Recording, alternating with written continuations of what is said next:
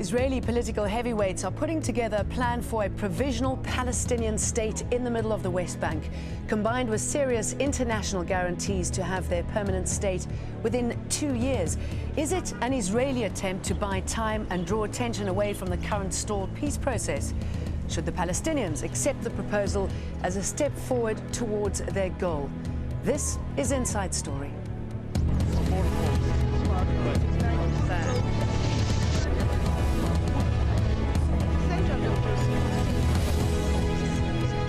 Hello, a very warm welcome to the programme. I'm Jane Dutton.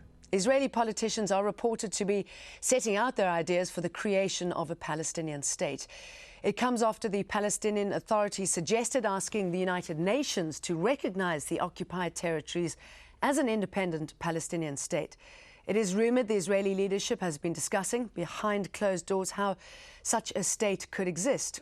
Information leaked to the press last week said President Shimon Peres had been talking with the US, the Palestinian Authority and other Arab leaders about what this plan would include, establishing a temporary Palestinian state in the West Bank, a 2-year deadline on finalising a peace deal, and eventually that this state would cover an area equivalent to that of the West Bank and Gaza before the 1967 war. The Israeli opposition, Kadima, have been formulating their own proposal. The Knesset member, Shaul Mofaz, has already presented his plan to Barack Obama. His vision includes establishing provisional borders. Settlers in the West Bank would not need to move immediately. And in fact, legislation would be brought in to relocate them at a later date. Joining us now to discuss this are our guests in Ramallah, Qassem Khatib. He's director of the Palestinian Authority's Media Center. Also in Ramallah, Mustafa Barghouti. He's Secretary General of the Palestinian National Initiative. And in Jerusalem, Herb Kanan. He's columnist for the Jerusalem Post. Let's start off with you, Mr. Kanan. Why would a country, why would Israel, that has occupied territory for 4 decades, suddenly decide to voluntarily end their occupation? Well, I think you were putting the cart before the horse here. I think this whole thing has to be put into context. You have a proposal that's been floated by Shaul Mofaz, who's the an opposition Knesset member, who has his own domestic concerns. You have a stalemated diplomatic process, and I think what he's trying to do is he realizes there's a vacuum here. He has his own political interest in getting into the conversation, so he's floating out a plan, and that plan now becomes the plan that everybody's talking about because there isn't any other plan out on the table. So I think the context of the thing is very important. Do you think that Israel is beginning to feel the effects of its growing sense of international isolation? I think there's a concern here that a vacuum isn't good and that there has to be some kind of process, some kind of motion. I mean, the isolation obviously is bothering some of the leaders, but I think again there's a feeling that we're stagnated, and you have to put some kind of plan out there, or else some kind of forces are going to come into the region that you don't want necessarily to come to the region. So I think there's the desire to show some kind of initiative or float some kind of ideas. Mr. Khatib, these flurry of ideas coming from Israel, is that going to stop the stagnation? No, this is not good at all. First, this is not new because this idea of a Palestinian state with temporary borders is not new at all, and it has been rejected by the Palestinians all along. And recently, with the floating of this new idea, the Palestinian officials, including the President and the Prime Minister, have came across strongly refusing any kind of ideas about temporary borders of the Palestinian state. And it seems now that at the core of the confrontations, whether the political, diplomatic, or that on the ground, is on the borders of the future Palestinian state. The Palestinians are insisting that the borders of our state is the borders of 1967. And in other words, what the Israelis are required to do is to end the occupation in order to allow for such Palestinian state, and that any arrangements or even any talks about any kind of solution should include freezing all kind of settlement activities by Israel, because the settlement activities of Israel is jeopardizing the idea of a Palestinian state. And talking about temporary borders is coming to accommodate the Israeli appetite for increasing their illegal settlement activities in the occupied territories. And it certainly seems, with the US backing down, that stopping the settlements is not going to happen. Mr. Barghouti, what do you think? Is there a workable plan in any of these ideas? Not at all. I think the Israelis assume that the Palestinians have short memory or don't have memory at all. And I think these proposals neglect the fact that we have opposed and refused all these projects and similar ones. It is clear to us today that after 18 years of negotiations, since Madrid conference took place, and after 16 years of signing Oslo Agreement, the peace process itself has become the cover for the Israeli settlement expansion and the creation of an apartheid system on the ground. And all the Israeli leaders want, whether it is Netanyahu or Mufaz or Livni or Barak or any of them, all they want is a cover to the continuation of settlement activities and land appropriation and de facto creation of an apartheid system where Palestinians would be deprived the right to have a true sovereign contiguous Palestinian state, and it would be substituted with nothing but a self-governing authority that is under the occupation and under the Israeli control. The question here is when Israel will decide to end occupation of not only West Bank and Gaza Strip, but also of East Jerusalem, when will they accept the rights of Palestinians to have sovereignty and independence and freedom? The struggle is about that. And I think Mufaz's idea about a state with provisional borders is nothing but a repetition of old formulas that did not work, will not work in the future. Okay, and let me talk the a little bit Palestinians have about, decided... so, excuse me interrupting, but Mufaz also suggested that conversation is opened up with Hamas, especially if they are to get into power. So that is something that's new. Well, I think he should talk to all Palestinians, but not as fragmented forces. We don't accept a situation where Israel would be talking to Fatah on one side and with Hamas on the other side. What we need is a unified Palestinian leadership. What we need from the world community to force Israel to accept our democratic choice. And that means to have free democratic elections as soon as possible. Of course, with national consensus, and whoever Palestinians choose, they should deal with. But, yeah, but haven't you hit the nail on the head? We are in a liberation movement, and what we need is so much for Palestinians making demands on Israel. But you've just said there that nothing can really happen until you have some sort of conciliation between Hamas and Fatah. Mr. Khatib, where are we as far as that is concerned? Well, I think that the idea of Israel talking to Hamas is not coming from a constructive background. I think that this is part of an Israeli thinking of consolidating the fragmentation within the Palestinian people. First, they divided the territories and they separated Gaza from the West Bank, and then they seem to be trying to deal with a local Gaza leadership and another leadership concerning West Bank related issues in order to consolidate the disintegration of the territories and the split of the Palestinian territories. And I think that this is part of a grand strategy which aims at countering the Palestinian desire and struggle to achieve one contiguous Palestinian state in all the territories occupied in the 1967, including East Jerusalem. At a time when we're not against talking to any Palestinian, and hopefully we reach a point in which we have a unified Palestinian government that will include all factions, and then we will encourage everybody to talk to everybody within such a legitimate government. Okay. I think that until then, the aim of these Israeli attempts is actually to try to further fragment the Palestinian political system. Well, your skepticism seems to have been mirrored by Hosni Mubarak in Egypt. In a joint press conference in Cairo on Sunday, President Mubarak seemed to dismiss suggestions that temporary measures could work. What I have said today about the settlement problem and about Jerusalem, and all other pending issues that they need to have a solution once and for all, and that temporary solutions and provisional borders are not acceptable. I said that clearly to President Shimon Peres. Okay, he talks about what he says clearly to Shimon Peres, and I'm not really sure what Shimon Peres' stance is. He seems to be backtracking because soon after his election in August 2007, Shimon Peres proposed the handover of parts of the West Bank to Palestinians as a temporary state. A few months ago, he said that Israel and the Palestinians should agree on the declaration of a Palestinian state with provisional borders.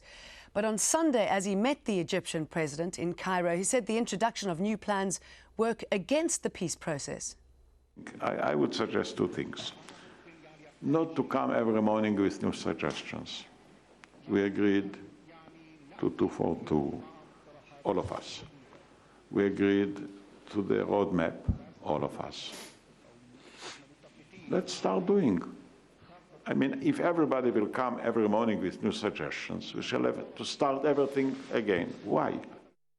Mr. Kane seems to be rather confused there. He seems to be backtracking on what he said before. What happened there? Look, I keep thinking things in context. First, you had a few press reports last week saying that Peres supported this idea, that Peres and Barak supported the idea. We've never heard Peres actually come out in his own voice and say this, right? So you have leaks, you have newspaper reports. That doesn't necessarily mean that he put his full weight behind it. The second thing I think it's important to realize is that Netanyahu, Prime Minister Benjamin Netanyahu, the guy who matters here, right, has come out and said last week in private meetings, he said that he's not in favor of an interim agreement. He doesn't want to go to provisional borders. He thinks it's still possible to go to a final agreement. So again, I think it's important to put this whole talk about these new plans in their context, where they're coming from. Again, because there's a vacuum, all these plans get a lot more elevation than I think they really deserve. I just want to make one other point about what Mufaz said, because you mentioned his suggestion to talk to Hamas. Mufaz said to talk to Hamas if Hamas comes to the negotiation table and is willing to accept the three quartet principles, which is recognizing Israel, which is forswearing terrorism, and which is accepting previous Palestinian-Israeli agreements. Right? He's saying essentially that we will talk to Hamas when Hamas ceases to be Hamas. That's not necessarily something that's brand new, and I don't think that's an attempt to fragmentize the Palestinian leadership. What do you think it is that Israel really wants? We know what Israel doesn't want, but what is it that Israel is heading for at the moment? Look, I think Netanyahu would like to reach a final agreement with the Palestinians. The question is how you get there. The question is what do you compromise and what do the Palestinians have to compromise? I think that's the basic question. Okay, Mr. Barghouti, what is it that the Palestinians are now doing to push this process forward? We know that the Prime Minister Salam Fayyad, he's called on the United Nations Security Council to recognize Palestinian independence within the 1967 borders. Do you think these latest Israeli moves, if they do prove to be concrete moves, will negate this call? They shouldn't. I think we, the Palestinians, have to proceed with our struggle. We have to be clear. We should encounter Israeli facts on the ground with Palestinian facts on the ground. But at the same time, we should approach international community, United Nations, with the specific demands. First of all, recognizing Palestinian territories, West Bank, Gaza, East Jerusalem, according to 67 borders, as the area of the Palestinian sovereign state, like the world community did with Kosovo. Second, establishing pressure on Israel. And I think the only way we can move or change the Israeli position is by supporting a boycott, divestment, sanction campaign like the one that was done with South Africa during the apartheid system. There is no other way. You see the truth here, whether it is Mufaz's proposal or Netanyahu effort to reach a final agreement, they all agree. Mufaz just wants to make us swallow this better solution gradually, while Netanyahu wants us to swallow it at once. But both of them agree that there should be no separation, no Palestinian capital in East Jerusalem. They don't agree to withdraw from Jerusalem. They don't agree to discuss even the issue of Jerusalem. They don't agree to discuss the issue of Palestinian refugees. They don't want to go back to 67 borders. They don't want to remove any Israeli illegal settlement from the occupied territories. And they don't want to give us back the water resources they have already confiscated, which is 80% management of our water resources. In essence, all the Israeli leaders are in agreement. And that's why we don't have an Israeli peace partner. And that's why what we need is not only an enhancement of Palestinian nonviolent struggle with international solidarity, strong movement, but also we need to, as soon as possible, re-establish Palestinian unified leadership. I thought these comments were quite interesting when it comes to setting or forming a Palestinian state. The former head of the Middle East program at Chatham House in London is Rosemary Hollis. In 1999, she was assigned the task of investigating potential ramifications should the Palestinians declare an independent state. And this is what she said.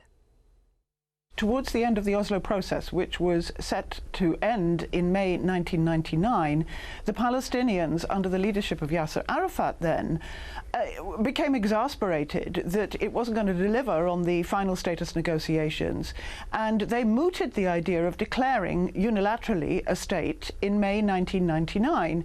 And at that time, Netanyahu was Prime Minister, and he threatened to annex all of Area C. If that area that the Palestinians were not in direct control of, or even partial control of, in the West Bank, which was the majority.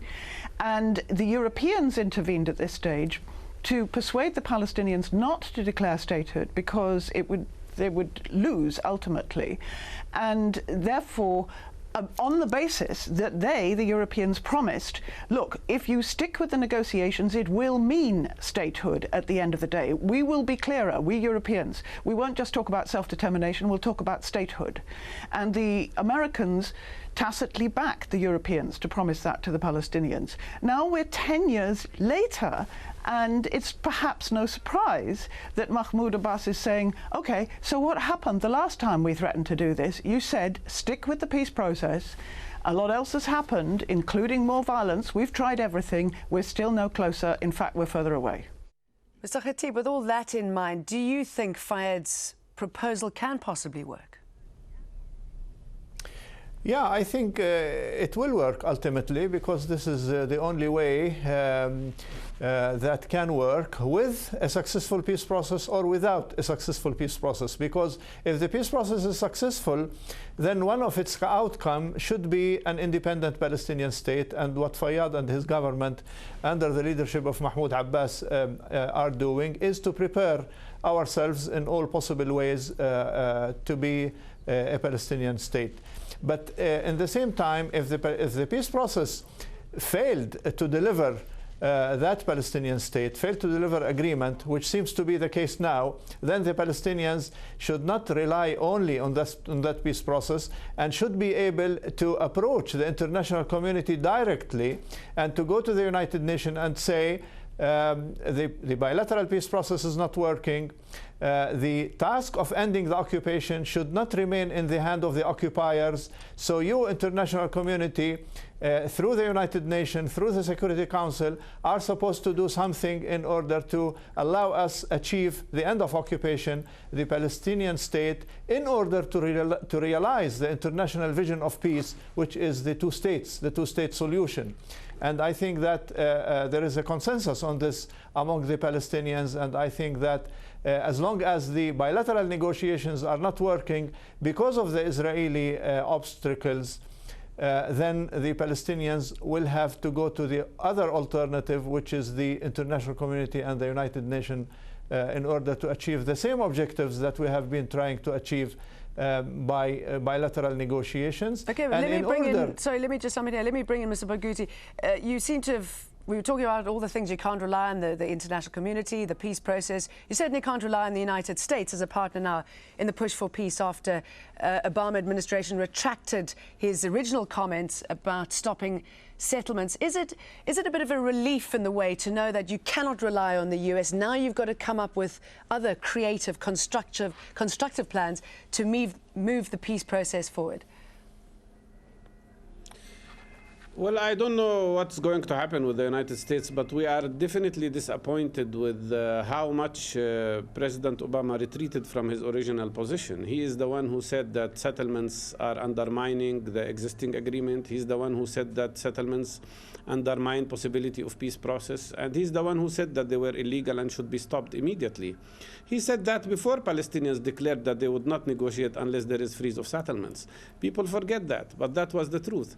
Unfortunately, he retreated from his positions. Today, let me remind you with something. In '93, Oslo Agreement was signed. According to Oslo, by 1999, within 5 years, the whole interim stage would have finished. Palestinians would have gotten a state, Israel would have redeployed from all occupied territories, and all the final status issues should have been negotiated. We arrived at '99, and Arafat discovered that Barak was going to offer him clusters of Bantustans instead of a state, without Jerusalem, without borders. And the international community did not interfere. And we had an intifada, and then we had severe Israeli violence and several wars that Israel conducted. Today, after all of this, President Abbas is being honest and saying his program has failed. They told him, if you stop the intifada, if you create security apparatus, if you create Palestinian institutions, then you will get a Palestinian state. 5 years passed, we got nothing. That means what? That means that the international community is not doing what it should do. It is abstaining from taking its role. It is allowing Israel to be punitive to international law, to international humanitarian law. That's what they did with Goldstone report. And that's why I think the only way out of this mess is to have non-violent Palestinian struggle, to go to the United Nations, demand implementation of UN General Council and Security Council resolutions, demand also the implementation of the Hague resolution about the apartheid wall. Okay, and let me bring in Mr. I think Kanan it is here. our right to demand sanctions on Israel. Okay, and you're saying that you're hoping that there will be a peaceful way forward, that there isn't an armed struggle. But Mr. Kanan, if nothing changes, King Abdullah of Jordan is predicting another round of bloodletting. Do you agree with him? I just would like to again, I didn't want to go back to what was just said. I'd like to put forward a kind of a different narrative. And that we went to Camp David in 2000. Ehud Barak put out a generous offer. The generous offer was rejected, and we in Israel got five years of unending, mind-numbing terrorism. Okay, that's how we look at this thing here. As far as what's going to happen now, I think it's important for the other side to do away with the illusion that somehow the international community or the United States is going to be able to deliver Israel. Right? They're going to have to deal with Israel. There's going to have to be negotiations. If we want to reach an agreement, you're going to have to decide. You're going to have to sit down again and talk again, because the international community isn't going to deliver Israel, nor will the United States. As far as what the King Abdullah said about another round of violence, if there's another round of violence, that would be extremely, extremely unfortunate, and both sides would bear a lot of the would bear a lot of the burden and a lot of the pain. Okay, Mr. Barghouti, I believe you want to say something. Briefly, if you will, because sadly we're running out of time. I think what should be clear here is that, yes, we have to deal with Israel, but Israel must understand that it cannot be stronger than any other colonial power. And all other colonial powers would not give up the right of the people to be free unless we had struggle against for that. And we know that, and we will struggle for it. And the Israelis must understand that we will never accept to be slaves of occupation or apartheid. And time has come for the Palestinians to be free. They cannot cheat us anymore, and they cannot create a camouflage of occupation and call it something else. We need freedom. That means end of occupation, and that means that Palestinians should have a sovereign state. Let's leave it on that point then. I believe we've picked this issue apart as much as we can. Gentlemen, thank you, all three of you, for taking the time out to talk to us. Mr. Khatib, Mr. Barghouti and Mr. Kanan. And you, the viewers, as always, thank you very much for joining us on this edition of Inside Story. Please email your suggestions and thoughts to us at insidestory@aljazeera.net. Goodbye for now, and thanks very much for watching.